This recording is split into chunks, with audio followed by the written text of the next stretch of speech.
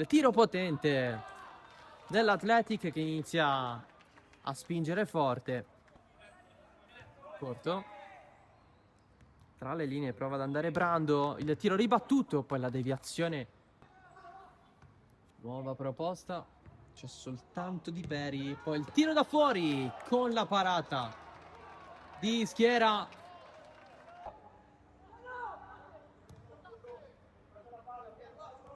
Grande aggancio di Annibale. Pallone messo in mezzo, non la prende nessuno. Poi il tiro dalle retrovie è arrivato segreto e ha mandato alto Di Peri.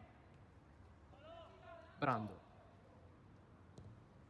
Passaggio profondo per la testa di Annibale. Altro schema. Cross in mezzo di Gallo. La va a rincorrere Sasso.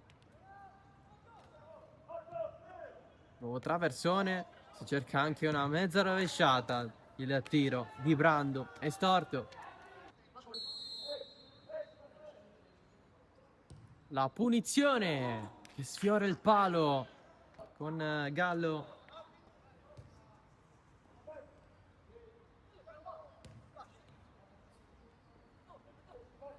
Ancora l'Athletic di potenza con Brando.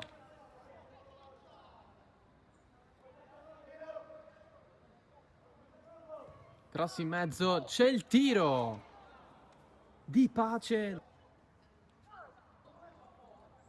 Passaggio lungo, la fascia, il cross in mezzo, secondo palo, traversa sotto porta di Vitale. Athletic a millimetri dal vantaggio. L'Athletic, pallone in mezzo, traversone. Lancio profondo. A difendere il pallone, c'è il fallo, sì. E allora il calcio di rigore per l'Athletic. Il destro in porta da parte di Conforto. 1-0 per i nero-rosa.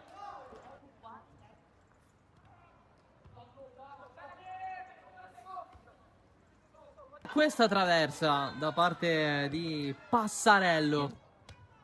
Grande anticipo di Segreto, tra i migliori in campo. Ancora Segreto, mette Morbido in mezzo, colpo di testa, un'altra traversa, ancora Vitale.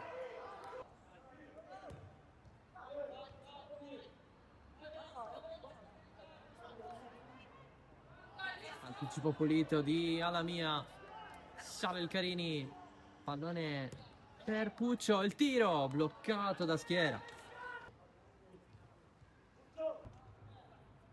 Tacco, Vitale si gira.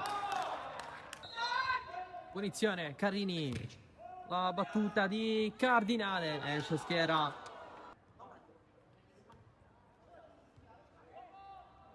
La porta dell'Athletic.